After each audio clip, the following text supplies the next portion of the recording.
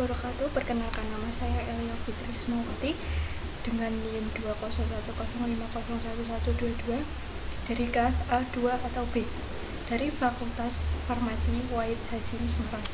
Di sini saya akan melakukan uji T. Uji T tersebut memiliki dua syarat, yaitu data harus terdistribusi normal dan data harus homogenitas. Untuk mengetahui apakah data tersebut terdistribusi normal dan homogen, maka kita perlu melakukan uji normalitas dan uji homogenitas. Pertama-tama, kita isi variabel view terlebih dahulu dengan measure-nya, scale, dan desimalnya 2. Lalu kita masuk ke data view. Kita masukkan data sesuai dengan kasus. Lalu kita klik analyze. Deskriptif statik, kita pilih explore. Lalu kita masukkan ke PH mula-mula semua, ke dependent list semua. Lalu kita klik plots. Lalu kita pilih non-normality, plots with test. Deskriptifnya kita buang. Lalu klik continue. Lalu klik OK. Lalu kita tunggu hasilnya.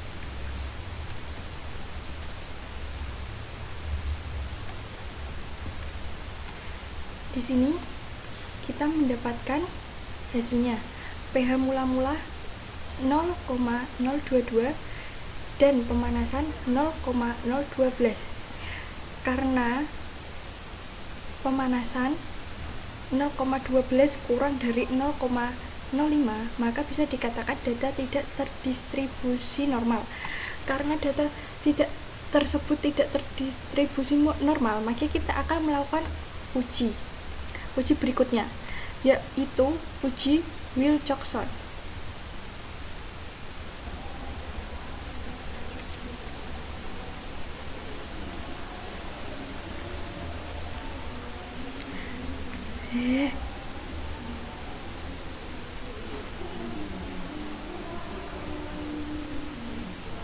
Yang pertama, kita lakukan uji berikutnya. Yang pertama, kita mengisi variabel view terlebih dahulu. Nah, isi variabel view terlebih dahulu. Lalu kita isi semua jenis emulsi, tipe, nomor liquid, dan kita pakai desimal yang uji aktivitas yaitu 2. Jangan lupa pakai measure-nya itu scale. Lalu kita langsung ke data view. Nah, kita ini sudah isi data sesuai kasus. Klik analyze, lalu kita pilih deskriptif statik, lalu kita pilih deskriptif statis kan, lalu kita pilih explore lagi. Nah, kalau kita sudah pilih explore, kita pilih jenis emulsi ke dependent list. Nah, sudah jenis emulsi ke factor list, jenis emulsi ke factor list. Lalu uji aktivitas ke dependent list. Nah, setelah itu kemudian kita pilih plots, kemudian kita pilih non. Setelah itu kita kemudian pilih power estimation. Nah, kita pilih terus, langsung ini dihilangkan yang deskriptif. Lalu klik continue. Setelah itu klik OK. Kita tunggu hasilnya.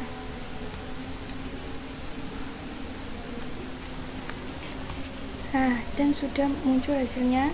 Kita lihat di sini. Nah, sudah nilai signya lebih dari 0,05. Jadi bisa dikatakan bahwa data tersebut adalah data homogenitas. Akan tetapi data sebelumnya nilai signya kurang dari 0,05. Selanjutnya kita akan melakukan uji Wilcoxon. Uji Wilcoxon ini digunakan karena data tidak terdistribusi dengan normal. Langsung saja kita ke variabel view.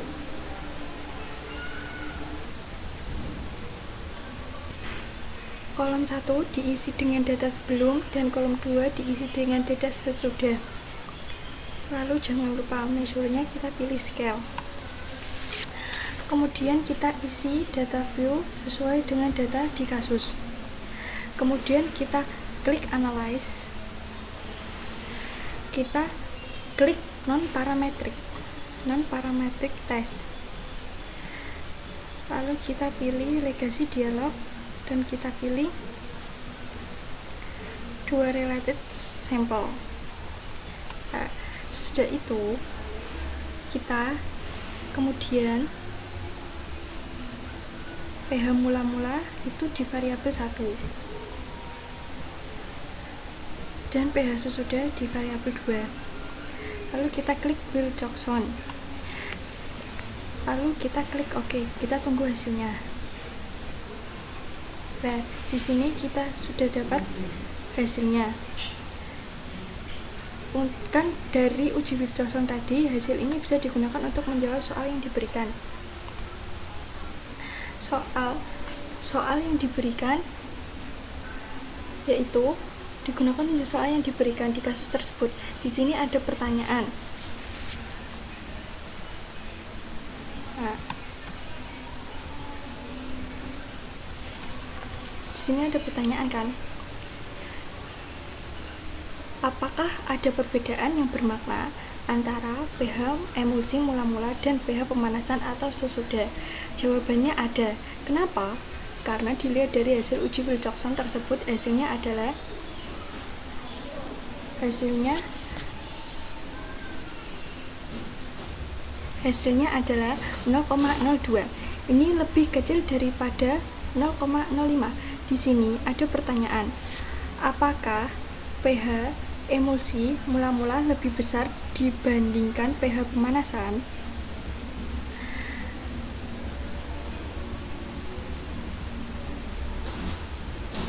Jawabannya iya. Dilihat dari uji sebelumnya di mana pH emulsi mula-mula jauh lebih besar dari pH setelah pemanasan.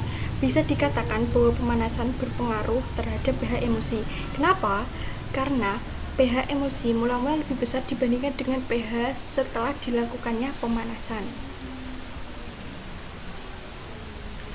Baik, selanjutnya saya akan melakukan kasus nomor 2.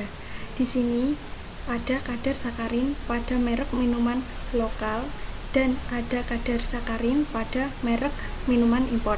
Langsung saja kita analisis menggunakan SPS. Di sini kita akan uji normalitas.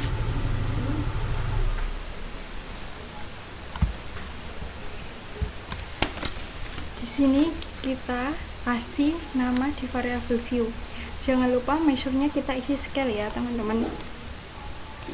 Setelah itu lalu kita bisa mengisi data view. Isi data view, masukkan data sesuai kasus ya. Kemudian klik analyze. Terus kita klik descriptive static, lalu kita pilih explore. Nah, lalu kita taruh semua kolom lokal, impor ke dependent list. Nah, lalu kita klik plot. Lalu kita pilih none dan normality plot with text. Yang di kolom deskriptif kita hilangkan centangnya. Lalu kita klik continue. Lalu kita pilih OK. Kita tunggu hasilnya.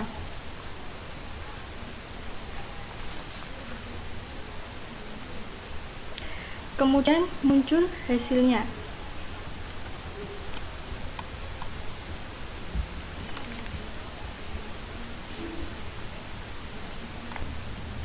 Hasil ini adalah output atau hasil dari uji normalitas. Kita bisa lihat di sini bahwa nilai lokal sig 0,483 lebih dari 0,05, yang artinya data itu terdistribusi dengan normal. Sedangkan untuk kolom impor sig-nya yaitu 0,023. Data tersebut kurang dari 0,0. Sedangkan untuk impor di sini sig-nya yaitu 0,023 yang artinya kurang dari 0,05. Berarti data tersebut tidak terdistribusi dengan normal. Terus selanjutnya kita akan melakukan uji homogenitas. Untuk selanjutnya uji homogenitas yang pertama kita klik variable view. Variable view yaitu jangan lupa isi palusnya jenis 1 lokal dan 2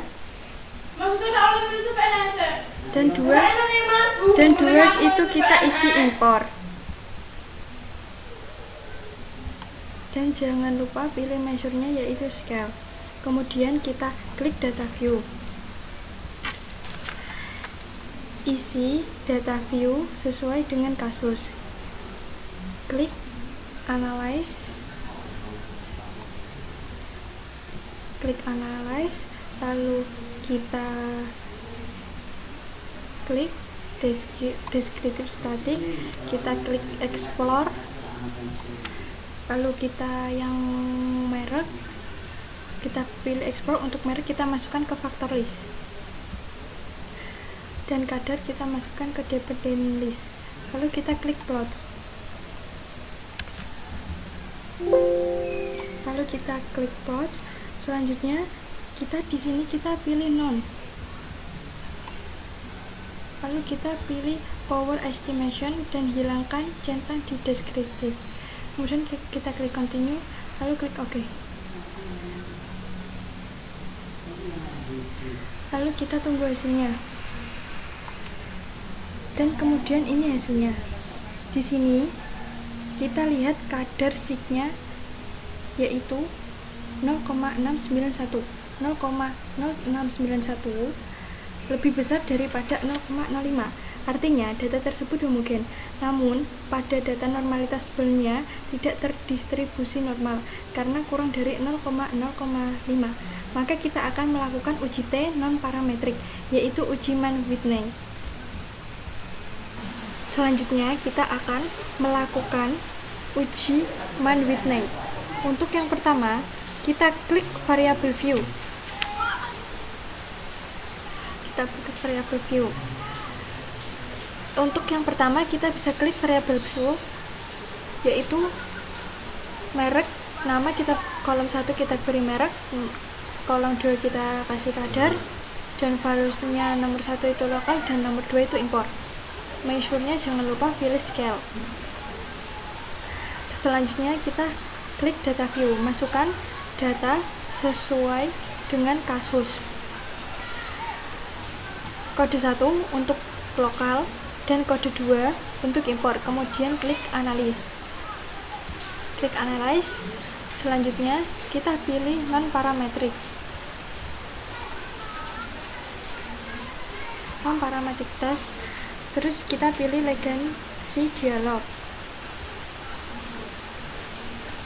Kita pilih 2 independent sample. Klik. Kemudian untuk kadar pindahkan ke tes variabel. Kadar ke tes variabel. Merek kita pindah ke grup.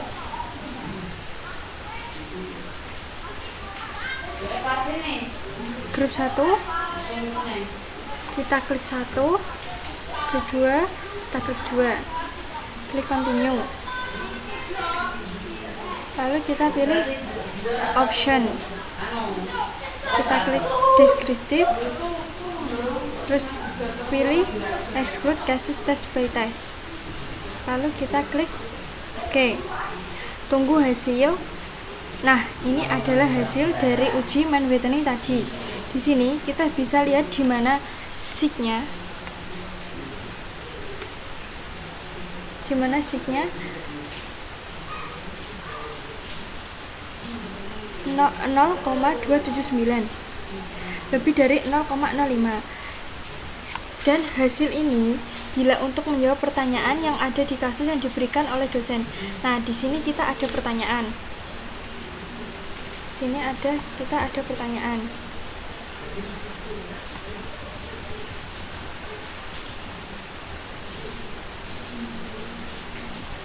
Sini kita ada pertanyaan A. Rata-rata kadar sakarin pada minum merek impor lebih besar dibandingkan merek lokal.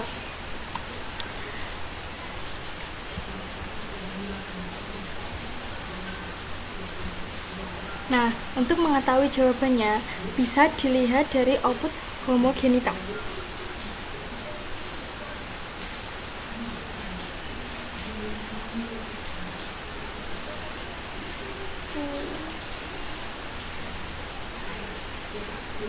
Output homogenitas yang hasilnya 0,50900, sedangkan untuk impor 0,5125, artinya kadar merek lokal jauh lebih tinggi daripada yang impor. Kemudian untuk menjawab pertanyaan B, ada perbedaan yang bermakna kadar sakarin merek impor dan merek lokal.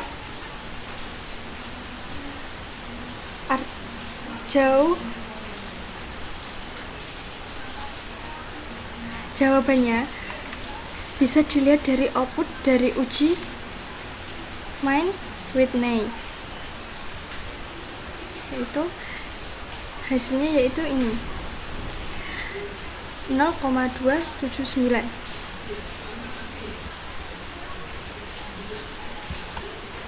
Sekian dari saya, jika ada salah mohon dimaafkan. Wassalamualaikum warahmatullahi wabarakatuh.